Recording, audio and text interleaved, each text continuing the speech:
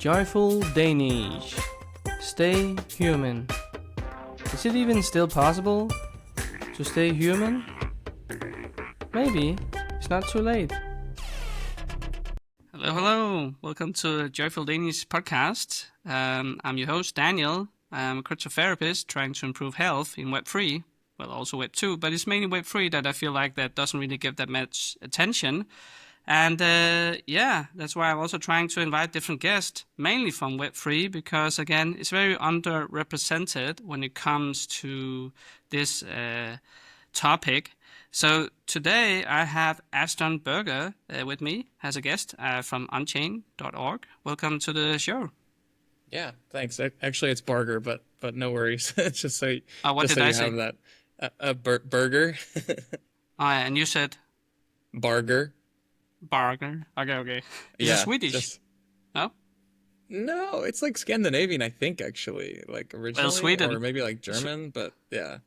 Swedish is kind of part of Scandinavia. Yes, I know it is, but I'm saying, like, I don't know if it's like necessarily Sweden or if it's like Norwegian or something, but yeah.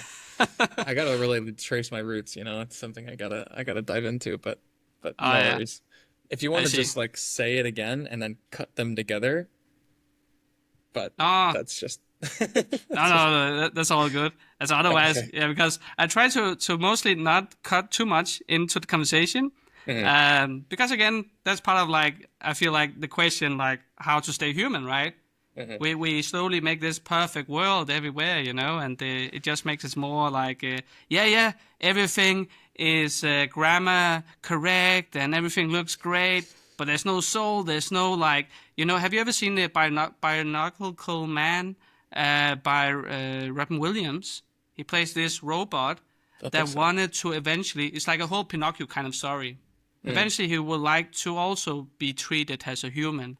How much more should I do in order to slowly be accepted as you guys? Anyway, it's actually kind of an interesting movie. That seemed cool. So yeah. I mean, for me, sure. I don't mind. But Sure. I feel like that's the perfect first question. Like, how do you will take the question like, how can we stay human in tech?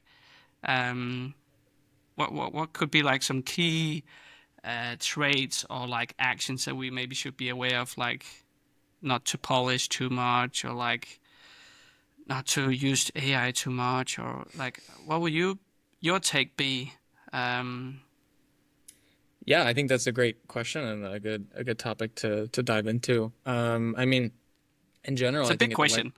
Yeah, I know. no, for sure. Sorry about that. I'll try my best, but no, definitely it's a big one. But I think that especially where I'm at now with on-chain and kind of what I've focused my career on, or at least tried to, is on things that hopefully have a real impact, that actually solve a real problem for someone out there in the world. Like, I think a lot of what, especially in the Web3 space, we get in the habit of is building for a fictional thing or something we conceive of in our mind but don't actually validate or don't actually have enough real tangible impact for when you actually build the thing and when you actually launch it and you figure out, oh, actually this isn't really solving anyone's problem, or this wasn't actually needed, or this is just recycling something someone else has done. And I think that's kind of this weird bubble that we're in the Web3 space. Is like, we think that this is all amazing technology and it's super revolutionary, but only a fraction of what we actually build ends up serving someone to a positive some purpose, right? So I think we have to really think about, who is this serving and why is this actually going to be important, and why would they pay for this as well? Like, I think we just sometimes launch stuff that like we don't think about whether they'd actually pay for that. Like, if that's something that is so valuable that they're willing to give you money at least one time or consistently to use that thing or to have that thing or to solve their problem continuously. So I think that staying human in a way is just trying to be grounded in reality. So I think that we lose touch with this reality in the space, and we think that we can just solve every single problem in the world, and that's not the case. So I think especially with like what I'm trying to do with at on-chain, but also what on-chain is trying to do in general, is we're trying to showcase where is the real impact being seen, what's actually changing people's lives for the better versus other solutions versus the Web 2, alternative, and trying to make that clear with data, with trends, with, revenue impact and, sustainable business models that have been proven, and stuff like that. Because I think so much of the Web3 space, but tech in general, is full of false promises and things that never live up to what the person might have expected when they started building it. So I think it's just trying to stay as grounded as possible and in touch with real people with real problems and hear from them, their stories and their experiences and how this actually helps them. So Exactly, and that's what's a big problem. Yeah, it is, and that's why I feel like that. Well, the more we can talk about it, the less taboo we can make this as well. So eventually, we'll probably find some solutions together, hopefully. Hope so. So what do you? I mean, hopefully we're trying. I mean, we can try. What do you observe in particular in Web 3 and Web 2 that is causing these problems or stress? Are there something in particular you experienced? Yeah, I think when you look at the key causes of stress, and especially the Web3 space and also tech in general, it's kind of just that nowadays there's so much that you can see to compare yourself to, and there's so much out there that is in general just noise. And I think you can really get caught up in a lot of that. You can really chase what is the next trend, what is the next project, what is the next shiny thing that you can go after, that you can invest in, that you can get a 100x from or whatever.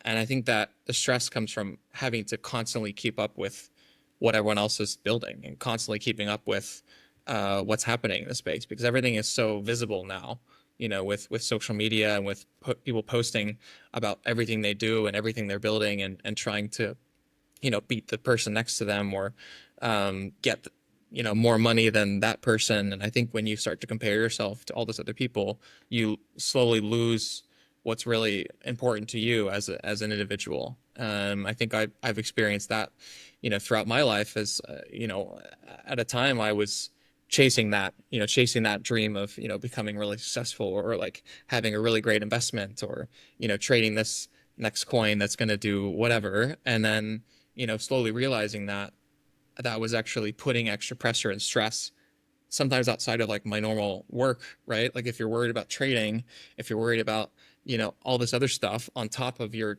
full-time job, like where is the time to like live your life and like do things outside of work and like step away from your computer? And I think that the stress really comes from just trying to keep up in a world that's just insanely busy with so many things and so many trends and so many projects that it's kind of impossible. So unless you step back and remove yourself from that or think deeply about like how you want to provide an impact or what you should actually care about, then you can quickly just get caught up in playing other people's games. Yeah, exactly. So do you have certain health secrets that you kind of use, sort of practice in order to help with this?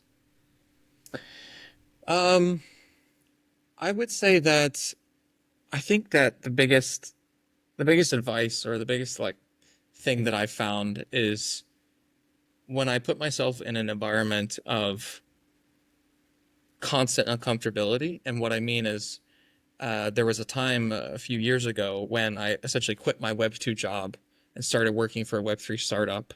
And I, was in a situation where I was in a very like cushy, comfortable, like, structured job. And I was like doing my daily work and then logging off and like doing other stuff and going to the gym and et cetera. And I was in a space where I had a really nice apartment and a really good area. And it was really all like comfortable, I would say. I was still living in the US at the time, just out of school. And then when I kind of threw all that to the wayside and joined a Web3 startup that was just getting off the ground, I kind of sacrificed a lot because, I went into a space of being kind of a digital nomad for a few years. And I was traveling from one place to the other. I was, booking all these flights and going to these different spaces and, totally threw off my one, health routine, and two, just my connection to the people that I cared about the most. And that really hurt me in a lot of ways. Like I wouldn't necessarily change it because I learned a lot from that, from going out there, seeing a lot of different countries and cultures and experiencing this like radically different way of living life. And I think that maybe you should go out and try that and experience that. But you need to really be aware of, is this what you want? Is this how you are able to operate in a way that you're comfortable with? And I think at a certain point in time, I knew that I wasn't comfortable with that. And I knew that that wasn't going to work for me. And I had to get some level of stability in my life. And, you know, it took some time, but I think where I'm at now, and especially the last 6 to 12 months, I've improved incredibly since that first time that I started traveling and going over the place. Is now I'm in a comfortable environment.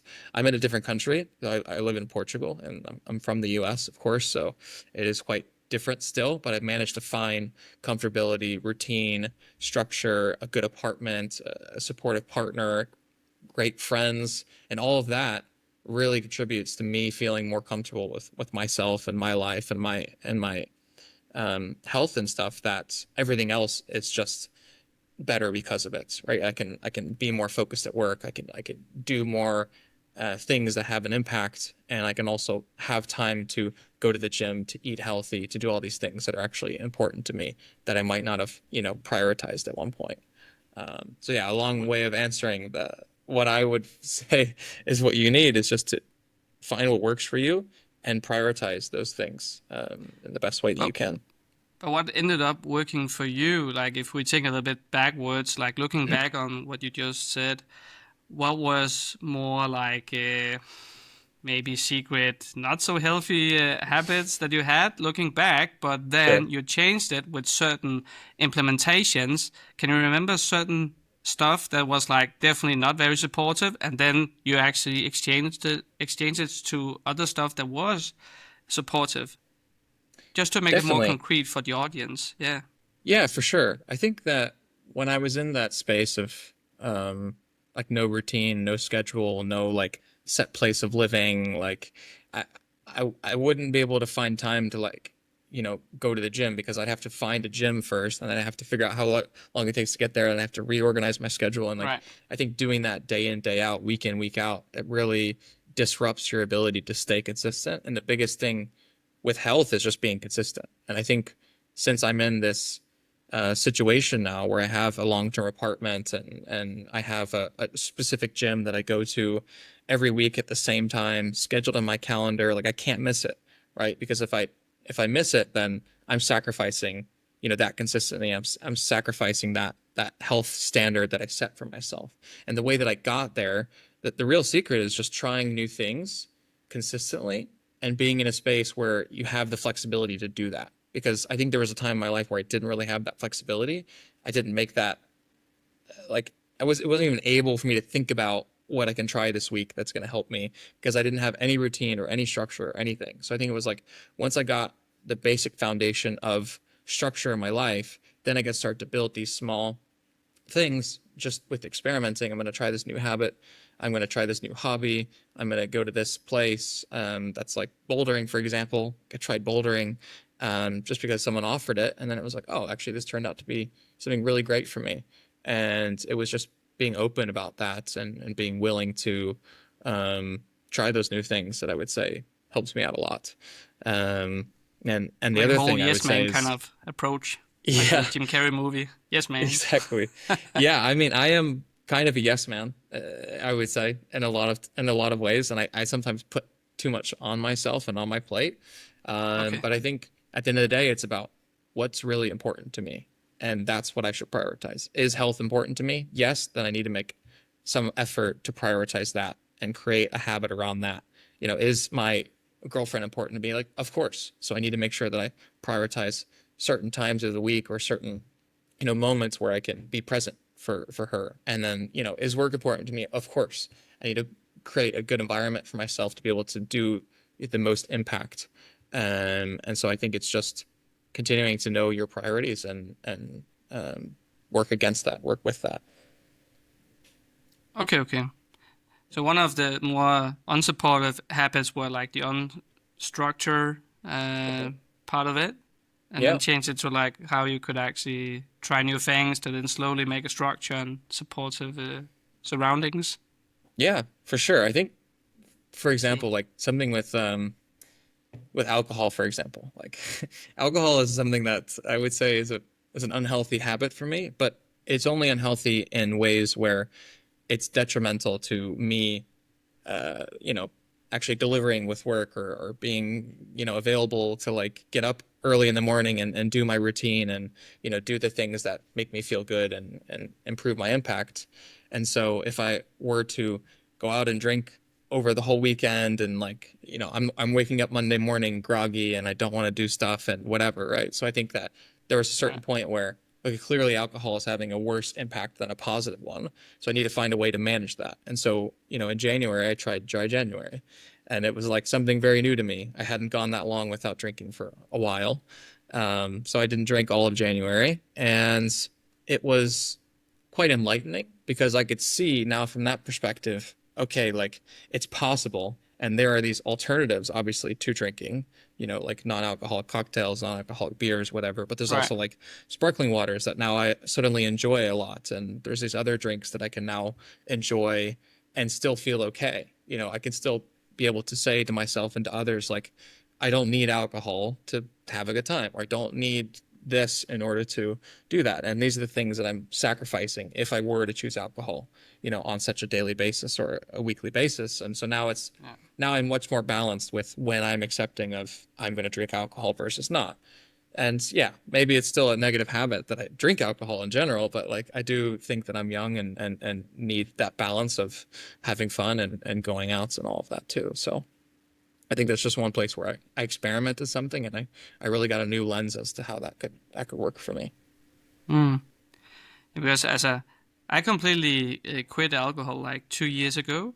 And I always sounds like an alcoholic when I say it, but I weren't. I wasn't. It's just that when you come from Denmark, there's a big drinking culture. So like you go party most every weekend and so on. But already from my early 20s, something inside me kind of like argued, like, why do we do this? Like, you know, we spend money that we actually don't really want to spend on poison, brain frying alcohol that it is, and have conversations with people that we don't really care about, and the conversations are not really that interesting as well, and we can't remember most of it, and we keep doing this on Friday and Saturday and next week too. For what reason, you know? And then eventually, when I then moved to Portugal, it suddenly hit me, well, nobody knows me. Nobody is there, social role enforcement to keep me in the old role. Sure, the Portuguese people also like to drink, sure. But Dick Santos at least as an now, example. yeah. And the wine's very cheap, so it's very easy to get bought into cheaper than that water argument. Sometimes, you know. It's even cheaper than water. That's insane. Yeah, I've seen it for sure. Like, I can get this big bottle of water or get a full bottle of wine for like €2, and I'm like. So that's actually one thing that I end up inventing as a tool that I use with clients. I made like a whole book, like a playbook, Crypto People's Health Playbook. And it has like a lot of different work play sheets. And one of them is like the inner courtroom, winning over your inner judge, you know. Because very often we end up talking ourselves into something or away from something that were actually supportive for us if we did. But then, the lazy side of us kicks in, or like, again, the judge overrules it because the evidence we try to provide is not really that convincing. As a meaning, for example, the evidence in a form of like past experience, well, none, or is far too far back that it doesn't really seem that valid. Oh, but yeah, I would like to try this new training routine. Yeah, sure, but you haven't trained the last 3 months. How is that realistic? You're going to do a marathon? All right, great. Yeah, that's plausible. So then I made it up in like 3 categories, like red, yellow, and green, different arguments, if you can say, evidence, that you can kind of, again, what is it that is going to trigger in your brain? Again, your judge of thoughts. Is it like most likely going to overrule it and like, yeah, no, you don't even believe it in yourself, you know? So how is that going to work for you, you know? Trying new things. Oh, yeah, very exotic. Or is it thoughts like, you know, tiny habits, you know? Okay, I guess I'll start with 2 push-ups instead of actually doing the marathon, you know? Okay, I guess that's possible. I mean, you haven't trained that much in the past, but okay, I can see that's possible. Or like, you know, a more green evidence could be more like that you, you know, there's the thing that like if you like running, you prepare everything beforehand and maybe agree with yourself that I'll just put the shoes and the clothes on and go down in front of my door. And if I don't want to run when I'm there, then I can just go back. But then by the time, again, because it's such a small step, you're already there. That's usually the hardest part, actually getting there and getting dressed and actually make the decision to get out of your bed and do it, you know, first thing in the morning and so on. And then it started to get easier. It's the same in the recovery movement. People who work with alcoholism and rehab places, it's one of the things they will often say is, can you just choose not to drink today? Yeah, but what about tomorrow? No. Just for today. Can you just not drink for today? Yeah. Exactly. Yeah. One step at a time. And then you kind of maybe realize that that's actually what habit is choosing the same thing every day. And then you slowly have a habit. Yeah. I mean, as soon as I put the time in my calendar, like I'm going to go to the gym 5 p.m. Okay. Monday, Wednesday, Friday. Okay. Maybe Monday, Wednesday, Friday is a bit much, right? But at least I had it 3 times in my calendar through the week. So I can't, there's no way I can say no 3 times, right? Because I would feel so bad about myself, right? So it's kind of like I need to, you know, at first it wasn't like, all right, I'm going to say 3 times a week. It's like, no, it's like I started with like, I don't know, maybe Monday 5 to 7, like that's gym time. It's in my calendar. No one can schedule over it. You know, I'm communicating that with my partner, with you know, friends, whatever. Like that's my time. And so if I choose not to use that time because something else comes up or because something really urgent, then obviously I'm sacrificing that. But obviously if I'm saying, okay, but there's also Wednesday or there's also Friday, then it's like, okay, cool. Now I have some alternatives that I can work with. So that really worked for me, honestly. I think the one thing is like, I'm someone who really likes to have things in my schedule, really likes to say, like, if it's this time per week, there's like no way that I could just not do it, right? Because it's there staring at me in the face. And so that for me really works. The other thing that really works for me, when you say like, you know, when you're like fighting these demons or you're, you know, trying to rule in favor of the judge, right? I think I like to really have something big to work towards. Maybe that doesn't work for everyone, but for me, as soon as I say, I'm going to try this thing, or like in a few months, I'm going to do this, right? For example, I tried a half marathon, actually, and I did it in March, my first half marathon ever. And it was like, I think January, where I started and I said, you know what? I'm going to try to run every single day for, I don't know, 2 weeks. Let's say, I think it was 10 days, but maybe I said 2 weeks or something. I was like, let me just try this, right? Let me just see how this goes, you know? How was the first initial thought from your inner judge? Like, was it like, okay, that's doable? Or like, it was like, yeah like, I think because it's a time of the year, especially in Portugal, where things aren't too hot. They're not too cold. Like, I honestly have like a perfect environment where... Okay, so you timed for that. Yeah, it was like, I mean, it was a very spontaneous thing, right? It wasn't like, okay, cool. But I think it's also because I was dry in January. I was like doing healthy habits that also reinforced that I could do even more. I could do even better. So it was kind of like, because I already have this baseline of healthy habits or this baseline of feeling comfortable with myself, knowing that I can achieve things, then, okay, maybe I can achieve that thing actually and achieve that thing. So it kind of just, it builds upon it. And so when I then said, okay, now I'm going to try this thing where I'm going to run every single day, most days, like, it was great. It was perfect. It was consistent. It was the same thing. It was, you know, like maybe there's rain like once or twice, but honestly, it was like super nice. So I can't really complain. Like, it was perfect. And then I was like, all right, I'm going to do the half marathon now. Like, I'm ready. Like, I just ran for like 20 days in a row. So I might as well do a half marathon. And then, you know, I did it, and it was really, really freaking tough. But, you know, like that works for me, because if it's like, I have something to work towards and something that I've set for myself, then it's really hard for me to go against that, because I put that and I set that, and like, I'm gonna have to do it, you know? Okay, then it's law. Okay, yeah. Then it becomes law because you have said it and you schedule it and so on. Yeah, I mean, in the past maybe I wasn't, but it depends how comfortable you are with yourself, right? And how like Yeah. how strong you feel, whether you can do that, right? So I think it's like building up that tolerance with yourself. Yeah, but also be realistic with yourself. Like, how do you work as a human, at that point in time? And how can you use those traits to your advantage to slowly lure yourself into actually slowly changing for the better into the version you want to become? I mean, I know a lot of people, they end up saying similar stuff, and with the variation of like, they use like, unpleasant motivation, you just, have a very harsh self-talk and, really treat themselves very badly. And then they use that as an energy, like a whole Dragon Ball kind of energy to it, just build themselves up, and they have David Goggins in their ears, and it's like, oh yeah, I know the type. It's crazy. I know the type. I mean, it doesn't work for me. Like personally, I think it depends on who you are, right? And what motivation works most for you. Yeah. And that was my main point, and I actually have it in the book as well, like a whole topic just about motivation, different type of motivations, because I could see, just to give my own example, all that kind of unpleasant motivation, like I just have to do it, like a whole Sylvester Stallone kind of attitude, it doesn't matter how much many times you get beaten.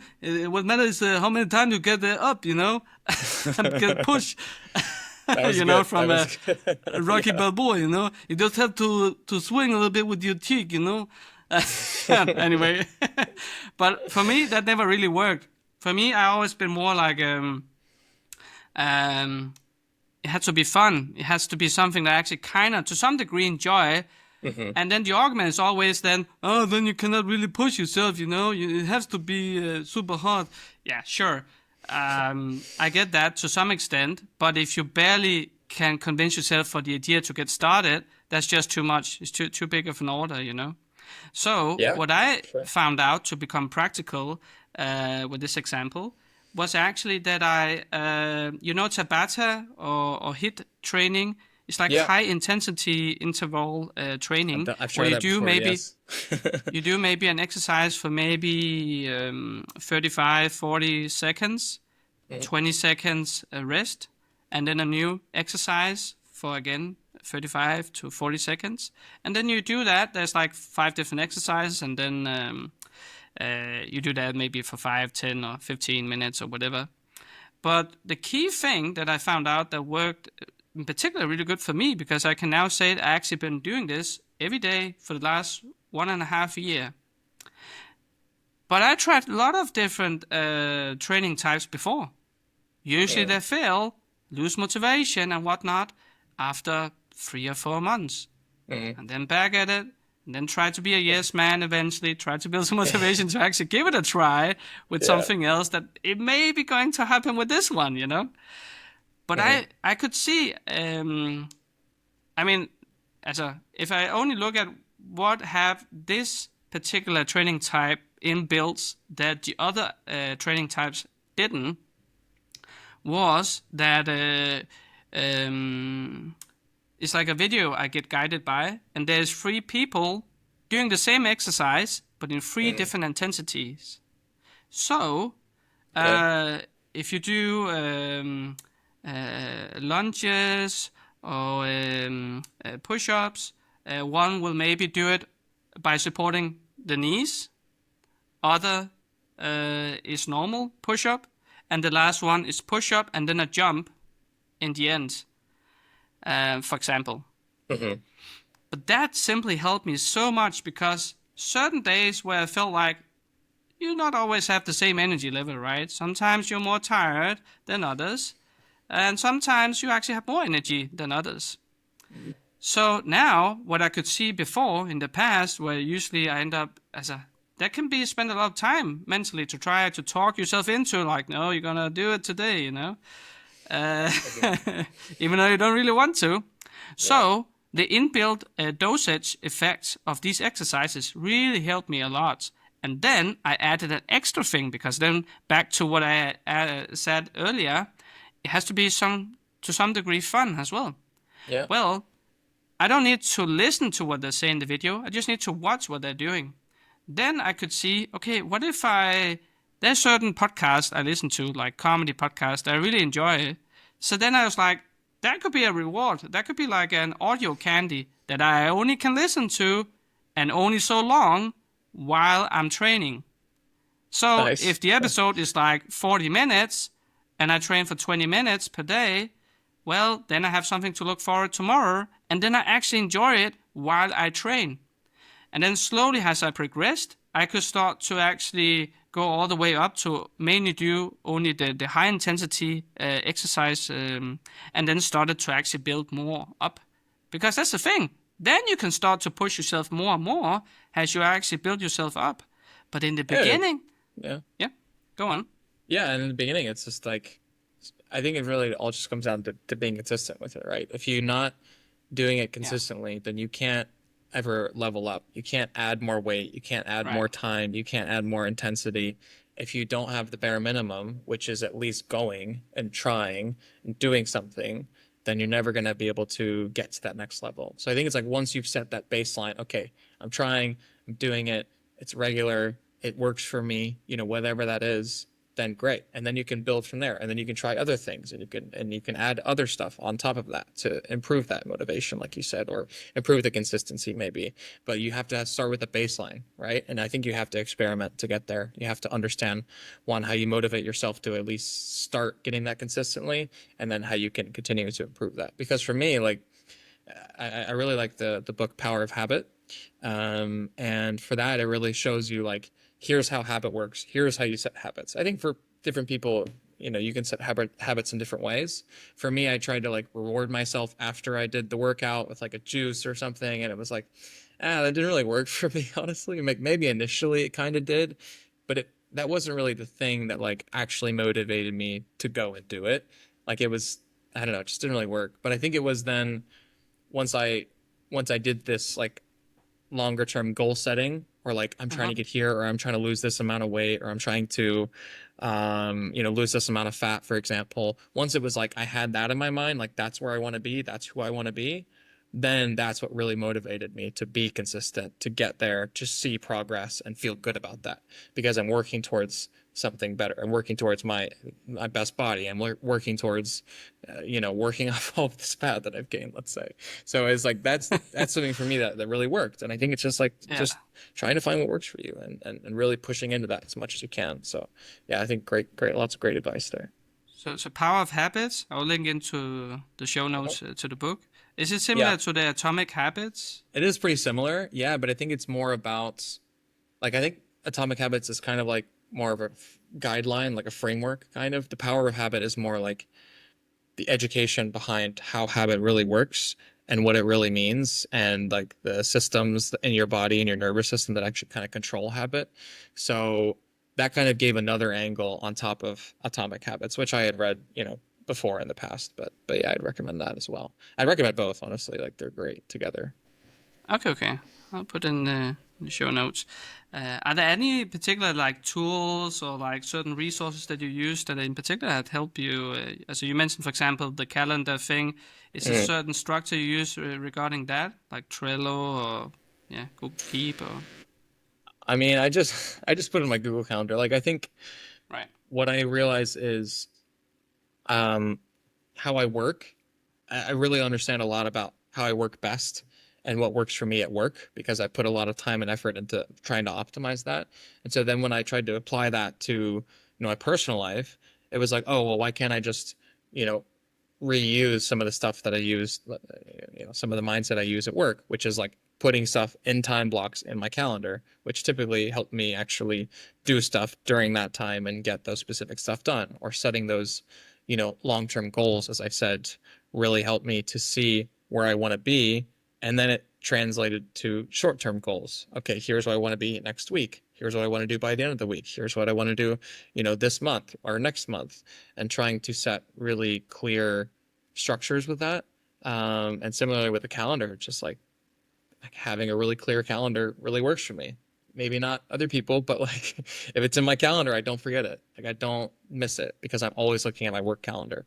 So it's not just having my personal calendar. It's actually putting stuff in my work calendar that I look at all the time. So I see it every single day. I have to go to the gym at this time. I have to go to the gym at this time. So that work isn't a barrier to me, because it's literally in my work calendar. So like that for me just really pushed me to another level of consistency too. Okay. maybe you will like this one then as well, because I think like it's ideal to then talk about how you actually maybe how do you optimize your flow state, and because that's actually Hmm. also kind of a big thing, but it can be hard to actually work with because you end up maybe tend to push yourself too much. Again, like similar with the training stuff, and then you lose motivation, and then it's actually not really going to be useful at all. So there's a book, and I actually got recommended by this because there's like this YouTuber Leon Hendrix. Um, I guess I will put his YouTube link also in the show note. Sure. But he talked about this book, The Rise of Superman, Stephen Kotler. I will put that in the show note as well and send to you afterwards if you want.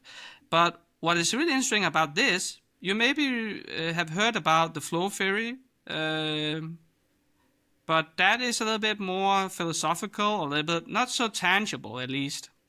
But this is like a psychological theory about flow, state, and so on, but not very practical. What this guy did, Stephen Kotler, he actually took athletes and observed them, like high-performing athletes, and tried to see how can they get to their flow state and how can they actually extend their flow state.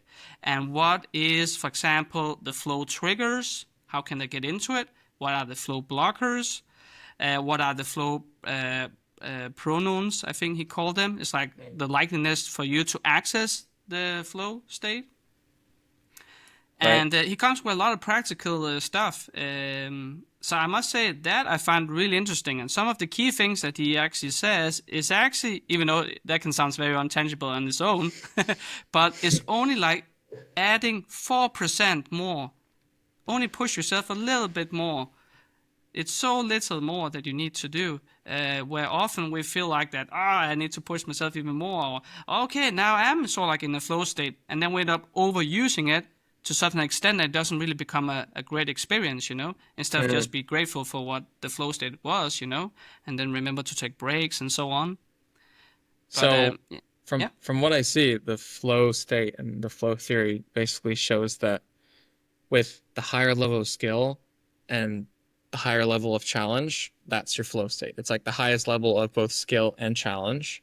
And so it's kind of like when you're in a workout, I guess, where you're just kind of going about the motions. Like maybe it's not a high level of challenge, and therefore you're not gaining as much from that. So in this situation, the more that you can get in that high level of challenge, high level of ability, then you can improve yourself and probably gain more muscle and get more results from your trainings and your workouts and that type of stuff. Is that kind of what that is? Yeah. Nice. But again, this guy takes it much more into a practical level. Also because that this book, The Rise of Superman, is like literally over a decade where he have followed like guys like Laird Hamilton. He's like a big mountain snowboarder. Jeremy Jones, skateboarding pioneer. Danny Way. Different people, even a surfer, I think also. And that was, I must say, like that was super interesting actually to listen to and then look further into. So, but I'm curious, like, are there certain have you tried to look into your own flow states and how do you kind of work with that if you do? Yeah, I mean, honestly, not really, but it makes sense because, I've done a big variation of workouts over the years and, ways of training. And I think that there's certain methods of training that I think when you look at like CrossFit, for example. So I did a CrossFit gym in Lisbon for a few months, I would say. And the thing with CrossFit for me was it was too challenging, and I don't feel like I had enough ability to actually stay with it compared to other people. So I constantly felt like I was behind others and I was comparing myself to others, and I wasn't able to get there. I only had time to do it like maybe once a week, maybe once every other week. So I wasn't really actually improving. So my flow state wasn't probably fully where it should have been with that specific workout. But there's another workout in the past that really worked for me, which was calisthenics. And I did a calisthenics club actually in college. And that's when I was really in my flow state a lot of times. Was like I would go there and it would be super fun, and I I could keep up with everyone else, and we're all kind of on the same level of ability, I would say. And it wasn't like too difficult to where I was burning a lot of calories. I was gaining a lot of muscle, trying a lot of new exercises and workouts, and I was consistent with that. And honestly, I was in my best shape at that point. Like I would do that once, sometimes twice a week, and other stuff as well. But like I was also in college, like drinking a lot, partying, probably not eating my best. And just to say that, like, if I were to tap into that and find something that worked to that ability for me, then I could probably get even better results. Because for me right now, I'm just going to the gym. I'm consistent with the gym. It's great. It's cool. But I'm on my own, just doing the workouts, going about the thing, and I'm probably not pushing myself as much as I could be. Maybe I could use a trainer or whatever, but like trainers don't really work for me because they're so expensive and whatever. But like I still feel like there's still something that could really get me in that specific space. And I feel like both surfing and paddle work well for me too, because surfing is like, you are totally off the grid, like not focused on anything outside of surfing, and you're just pushing yourself and you're just doing it. And it's really fun, right? I love fun workouts, and I love, pushing myself, but not like too hard, right? Sometimes it is difficult on like big wave days and stuff. And similarly with paddle, it's fun because I'm doing it with people and we're having fun and whatever, but also burning a lot of calories, really pushing myself, and there's a lot of reward in that. So I think it makes a lot of sense. I haven't looked too much into it, but I do think that I still need to optimize my schedule and my workouts so that I can get in that flow state more often. So that's pretty cool. Yeah, I thought it could be interesting for you. But I also think that, because that's one thing to like spend time on it outside of the office, but a lot of the people who aren't web-free, they tend to spend a lot of time in front of whether or not so in motion. So I tried to want to, for every guest I have on, share a guided exercises or some short exercises, again, to also spread some more awareness, like economically, and like what you can do, because that's the thing. Another topic that we sometimes overthink, like, I'll move when I get to the surfing hour in 3 hours or whatever, and then you have 2 hours or whatever. Yeah, right. But when you feel all the tension and the irritation from your body when you're sitting there for too long, that is actually signals from the body that, okay, we kind of been still for too long now, so it could be nice with some movements. And sometimes, or actually quite often, you'll be surprised how thankful it will be with just a stretch. Or like, for example, if you finger press your fingers, and then you push, but only so much that is still comfortable. It's not supposed to hurt.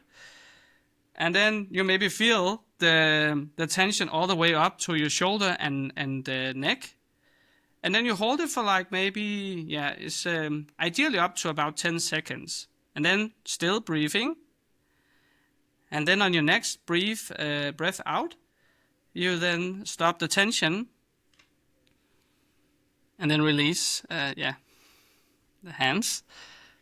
And that key thing that needs to be like 5 to 10 seconds is because that's the physiologically time that needs to be done in order for the muscles to ultimately give the relaxation into the muscles. So that's a great way to, like, if you feel like you have certain tension, certain places, just holding the tension in certain places for 5 to 10 seconds, and then stop the tension. And then, of course, drink some water. But also, a nice little tip, many people, when they use the back of the chair, it's a scam. It's only meant to support your lumbar support, your lower back. If you actually create just a little bit of space for your back, that automatically creates more space and invitation for your body to move around while you're actually still working. So all these small invitations actually help your body to be less irritated, because it was made to move, to be in motion. So if you suddenly put your, some developers, you see, like they're like in those big sack basket. They're like totally paralyzed, you know. No Yeah. movement can happen. Like they're almost flatline, you know. It's only the fingers moving. Like, yeah, dude, you know. Yeah, without I know what stereotyping, you but mean. yeah, you That's know funny who you because are I out actually there. have this thing right here, this pad Ah. that actually keeps my back away from the back of the chair, which I didn't realize, but that makes sense. Like I Yeah, am a lot more free in this chair. That's why I prefer yeah, this one versus this other big office chair we have. It's like I feel like I'm usually in a good space, and like I move around a lot when I work, and I need to move around a lot. And luckily my yeah, workspace is optimized for that actually. And I think yeah. one of the biggest things, which, you know, if I can, like, I think my one of my main things with like not being in a really structured, comfortable space was my working environment. And so when I was Mm. moving around and traveling a lot and working in co-working spaces and different cafes, like I was way less effective. I was doing way less work. I was making such a small amount of impact compared to where I am now. Is like I can get up, I have my specific situation, I have my monitor finally. Like I got my monitor like 3-4 months ago, I think, and it's made a huge difference. I have like keyboard, mouse, the thing that pulls up my computer, everything like you need to have like in a good working environment. And now I feel like I finally have that set up and in an office room in my own apartment, so it's like really easy for me. It's similar to like what I had as a setup when I was first out of school, my first job, when I was very comfortable, as I mentioned. Like that was one of the things that made me really comfortable and ability and able to do my work really well. So yeah, like that was really huge for me. And I think, yeah, obviously working from home is, you know, say what you will, but for me it really works because it really helps me actually focus and not have so many distractions and, you know, not be pulled in all these different places, but actually focus on what's important. And for me, I need that focus or else I'm kind of screwed. So Yeah, so yeah. I mean, I'm the same type. But when it comes to the body, if it gets as a too lazy and too comfortable, Mm, it's muscles that you don't use, and they get lazy, and then other muscles needs to then be overwork, and then you'll suddenly slowly build more tension in other areas. mhm. There's I also mean, another little tip. Oh yeah, go yeah. on. Oh no, I was gonna say like it would be nice to also like have a place to go, like a co-working space or like a workspace that I could Yeah. like walk to, because I think that like walking, getting out of Mm, the house, like yeah. obviously seeing other people would be great. And there might be a, you know, there's the Block, which is opening a new membership and kind of Yeah. social club soon. So I might go to that, but I kind of have to Yeah. drive there and it's a bit difficult. But anyway, it's like having that space where you can actually go and kind of get out. Like I think that's important too. So yeah, I just wanted Yeah. to mention that. But yeah, I think that if you can get up and move yourself around, and sometimes I've done like squats during the day. Like there was one point where I was consistently like every hour I'd get up and do 10 squats, and that was like good for a while, but I couldn't stay consistent with that. But if you can, then great, but it just didn't work for me. Yeah, and again, it can just be as a less is more. Like you said earlier, Mm, you know, it's just simply the consistency in things that you do, no matter how small they are, they will yeah. build up. Yeah. I think it's Tony Robbins that said it as well, that we over, what is it, like, as a, like basically the point, like, oh, we think we overestimate the value of like the big things, and then underestimate of the value of the small things that we do every day. Hmm. And again, it's also more healthier for our body, because if we do the big things only very few times, Mm, that's gonna crash our bodies. It's not really good. It's over yeah, leverage. Yeah, yeah. I agree. Makes a lot of Okay, what? sense. Yeah, You were gonna recommend something though, right? yeah, yeah, exactly. Go and for maybe it. it looks, Sorry. and maybe it looks funny, but this Yeah. is this is actually really good for the spine, Okay. for the back. But you can also use it for the feet. It's like if you Google it, you'll find it like peanut shape foot roller, or peanut shaped ball, spike ball, I think it is. Yeah, it Okay. is actually. This will come up. Nothing other crazy stuff. Okay. You're not trapping me into something bad. Yeah, don't use your work PC. It's for Yeah, safety. of course. But it's really good. I've been using it. It was actually from when I took my degree as a psychomotor therapist in Denmark. And that's when I discovered this. And yeah, it's really great for feet or your back, again, to release tension and whatnot, but also so you can also have tension in your fingers and so on. So it's a great multi-purpose device, and yeah, it's like a one-time investment. So yeah, been Cool. using it for Like, years. do you lay on it, or like how do you use it for your neck? Yeah, so you can do that. Let's say you have a pain or some tension in your lower back, for example, or whatever. Then you'll simply put it there, then lay down, and then let gravity do the rest of the work. Then just Nice. relax passively for maybe 10, 15 minutes. And that's usually enough for already to feel a relaxation, that the muscle that's tense will slowly relax. Yeah. Nice. And then remember We'll have to to hydrate, find take one, some yeah. water afterwards. Send me that term I should put in Google and then Yeah, I'll the peanut spike ball and make sure that I do that one. yeah, I'll put it in the show note as well. Yeah, to Yeah. remember. Nice. Perfect. Yeah. Yeah. Yeah, because I got a question, and I was going to ask you that as well for the next guest. I asked Benjamin Hattar, like, do you have any question for next guest? And then he asked, like, oh, who is it? And I was like, I know definitely that you are one of them. So I was like, okay. And then his question was like, how do you stay sane in the market? That's probably, it was both kind of the crypto market, but he also then extended to say, like, in this economy, or like, sometimes there's a lot of things going on. Yeah. How do you cope with that? Yeah, definitely. I mean, it's a great question, and I think it's pretty big point. I don't think we've gone into a lot on this session yet, but I think that in general, for me, like, I'm not a trader, and I can't pretend like I can be a trader. Like, Right. I think back in 2017, when I first started investing in crypto, I very quickly realized that investing in crypto regularly, like, wasn't for me, because I would get so caught up in like checking the prices and like, refreshing the app and like looking at this next thing. And I think it took so much time and energy away from what was really important to me. Like, I was in college at the time, right? Like, if I'm spending nights and evenings like checking all these different coins and like looking into this different stuff, like, I'm taking so much time away from, going and hanging out with friends or going and being involved in clubs and activities or whatever. And so I very quickly realized like that wasn't going to work for me. So at that point, like, I was just like, all right, I just have to be realistic with myself. Like, this isn't going to work. And so I had to find like a different model of investing or whatever, let's say. So then it was more like, all right, slow kind of accumulation or automated investing or whatever, stuff that can keep my, sanity on edge, let's say, more long term.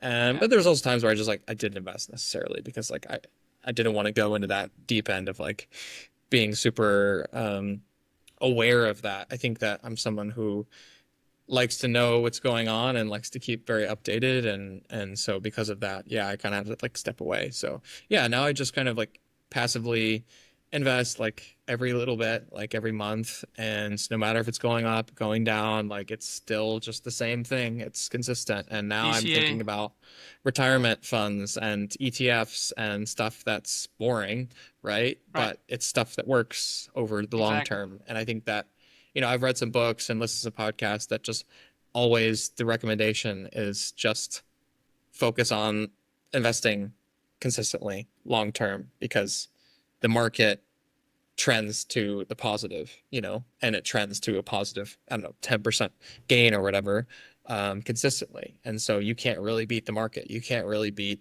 the S&P 500, let's say, because that's always going to trend to be long-term positive. Yeah, there's downturns and there's crazy stuff that happens. And when that does happen, you have to try to remove yourself from that anxiety and that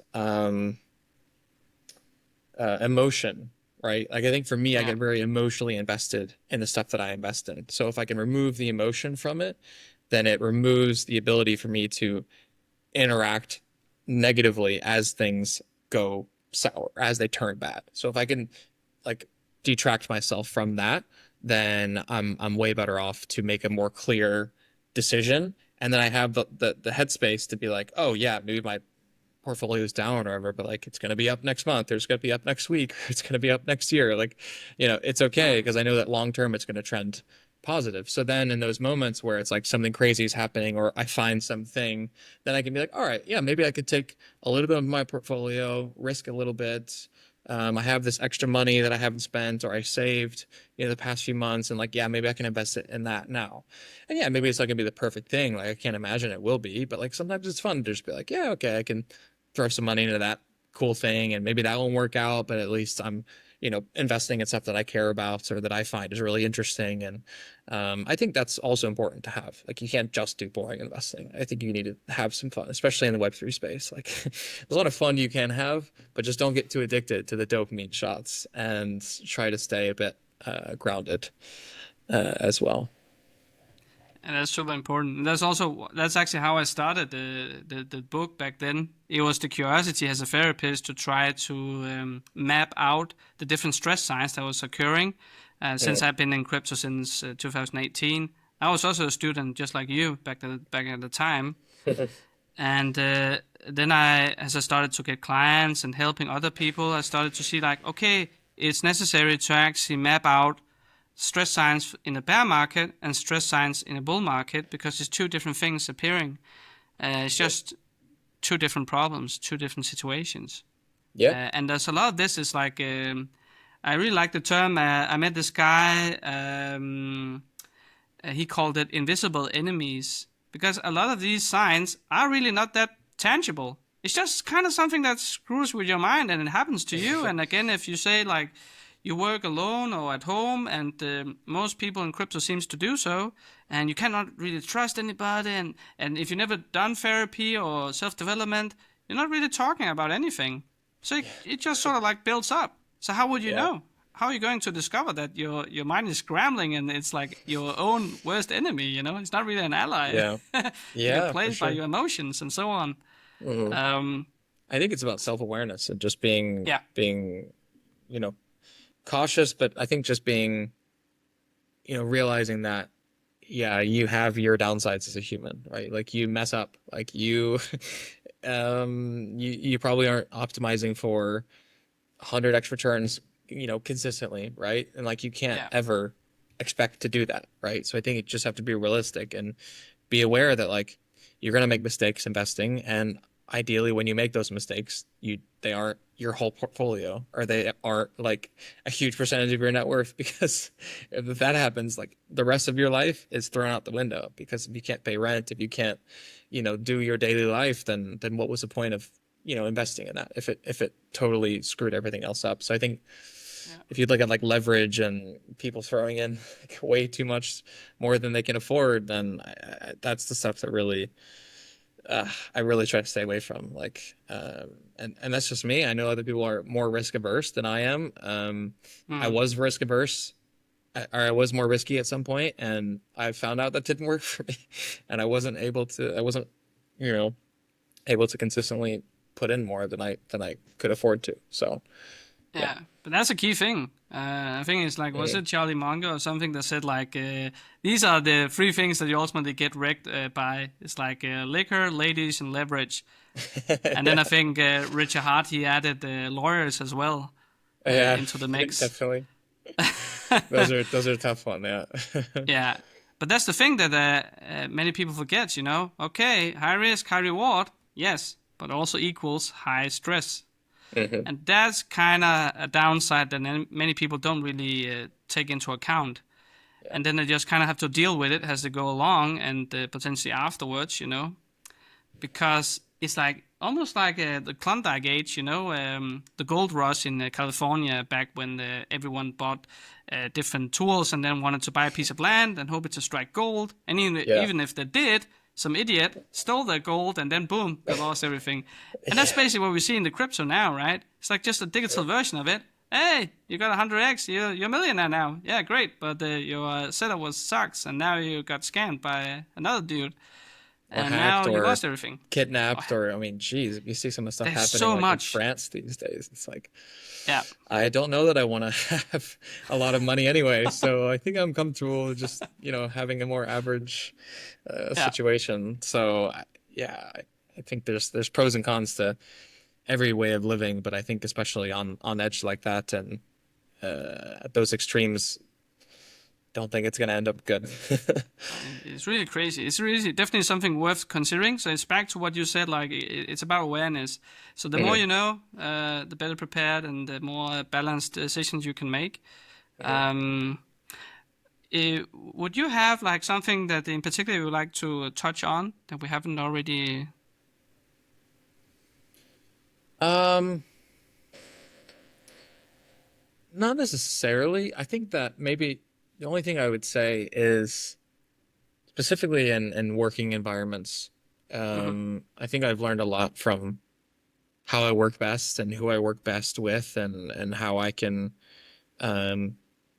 be in a less stressful environment. Because for me, yeah, the market and trading and all of that is one thing, but I'm less connected to like trading and stuff. Now it's like I want to really be in a workplace and in a company where I can feel truly valued and know that I'm making a big impact, but also that I'm in the right role, I'm learning the right things, and I'm improving and getting better every day. And so I think if a lot of the space you're not in a space where you work best, then you can never be the best version of yourself, like in your personal life too, because your work life has such a huge, it's such a huge amount of your time, day in, week out. So if you're not in a space and you're not in a place where you can feel like the best version of yourself, then yeah, you need to like find a way to improve that or find something better for you. And I think for me, like working in lots of different types of companies, I've found out like, oh, this is where I prefer to work. This is how I prefer to work.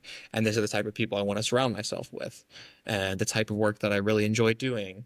And so I think I'm in a place now where I would say I'm more healthy because I have a great foundation at work, because I know that I'm making a good impact, because I know that, my role is right where I want it to be.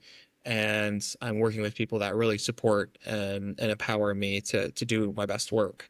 So yeah, I'd say like definitely that's one of the main things I wanted to mention is like try to find a place where you can really do your best work and try to work with people that are going to help you become your best self. So yeah, that's some other, I guess, advice I would leave with as well. Nice. And what would your question be for the next guest? I can tease that I think the next one is going to be, it's actually from Denmark. She's a future trend researcher. Yeah, so she works about Future with trend tricks. researcher. Yeah. Okay. Like what could potentially happen if this continues in this trend? Well, then we could most likely going to see this and this could happen and so on. Really interesting stuff. They kind of predicted certain events that had end up happening like years in advance because they could see that's already a problem now. Like for example with Brexit and so on. Mm-hmm. So yeah. Yeah. I guess kind of related to that, like my question would be like how do you think about the future without being how do you be optimistic about the future, but also focus on the present? Because I think that is the perfect balance to have, right? Because I think a lot of times I'm a bit more anxious person, right? So sometimes I think about the future, or I think about like, I don't know, how AI or robotics are going to change, like how we work and what we do and whatever, you can spiral into that thought process, but I also spiral into lots of other things, So I think it's like, how do you focus on and frame a more optimistic future and then also still be able to stay grounded in the present, stay focused on what's right in front of you? Because I think the one problem is being really present in this day and age is really difficult. And secondly, it's looking at the future and not looking at it negatively, because you definitely could, but who's to say whether it's actually going to be bad, right? True. It's a lot of the conversations I have these days. It's like, oh my God, AI is going to do this and like whatever. It's like, well, you don't really know. Like no one really knows how it's going to work out. But I think things trend positively. I'm kind of more of an optimist, but for people that aren't, I think it's an important time to become an optimist about the future. Yeah. Even though of course that can be another episode about that as well. Yeah, But for sure. if people want to reach out and interact with you, are you open to that? And if you are, what are your preferring communication channels? Yeah, so I mean, definitely if you want to connect with me, like LinkedIn is the best. It's the easiest to, you know, really hope to, connect people meaningfully there.